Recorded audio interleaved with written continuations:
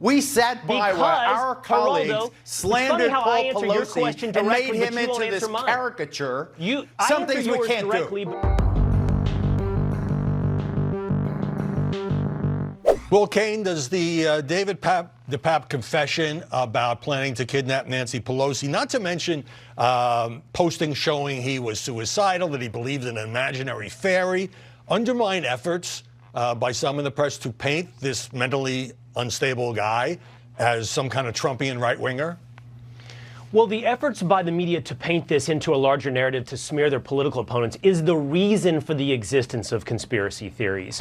So if you put out false information, how can you then indict people for understanding that false information? What's up, everybody? Major Retired Richard Ojeda here, and Will Cain and Geraldo got into a little scrap on Fox News, and we love to see the infighting. That Republican on Republican crime is just getting out of hand.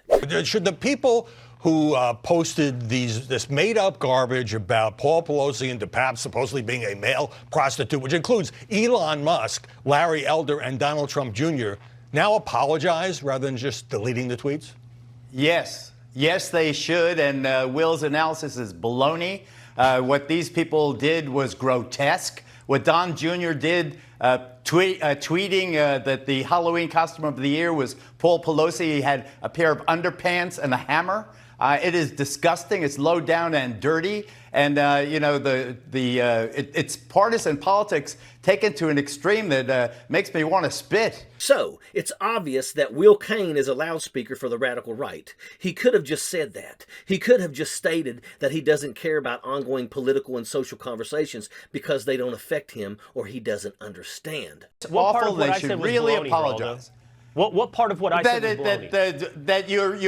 That the atmosphere or the San Francisco police they got the facts wrong. You know, some of the early information. Well, what do you jump?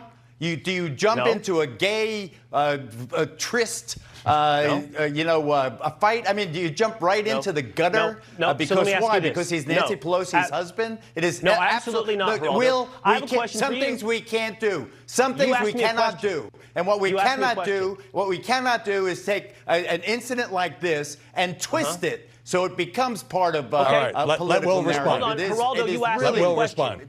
You asked me. Now, I don't know if y'all know this, but on occasion, Geraldo Rivera does this. He pushes back on bigger conspiracy theories and lies that the MAGA crowd glue themselves to. Not always, but I give credit where credit is due. The people on Fox who pretend like they don't understand how they are labeled as radical are the same people that push radical ideology.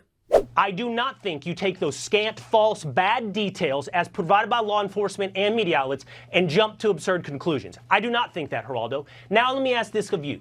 Do you take those same scant, false details and jump to a conclusion of indicting 50% of America for their political beliefs? Do you do what Joe Biden did and say this is as a result of MAGA Republicans? You're gaslighting.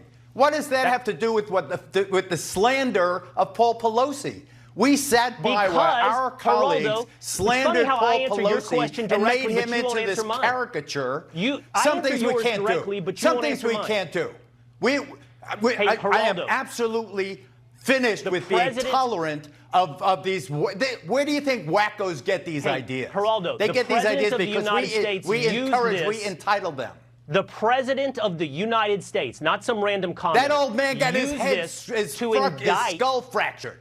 They blame the, quote, media outlets with the blatant irony that they are a part of the media narrative. Now, they don't argue that in court. They argue that they are only entertainment, not news. But here is Will Cain just digging his heels in for the MAGA cult.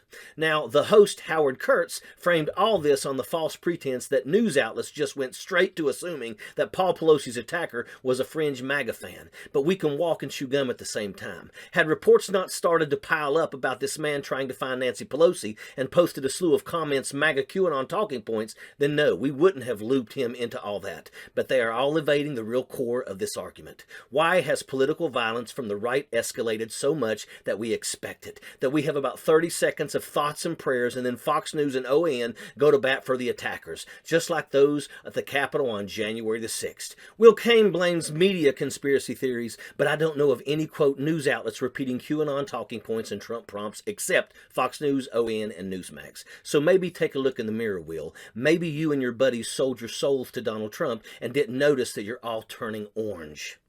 He also blames law enforcement. Again, the Blue Lives Matter crowd coming after the police when the facts don't help their cause. Maybe he's not been in the business long enough, but police reports and crime details have a habit of fluctuating and changing before you get the entire story. And the thing is, we have. The attacker was a right-wing fringe conspiracy theorist who had to plot to harm and kill not only Nancy Pelosi, but others in the government as well. But again, much like January the 6th, they will turn to screaming Joe Biden and inflation before they recognize and correct their own inflammatory rhetoric.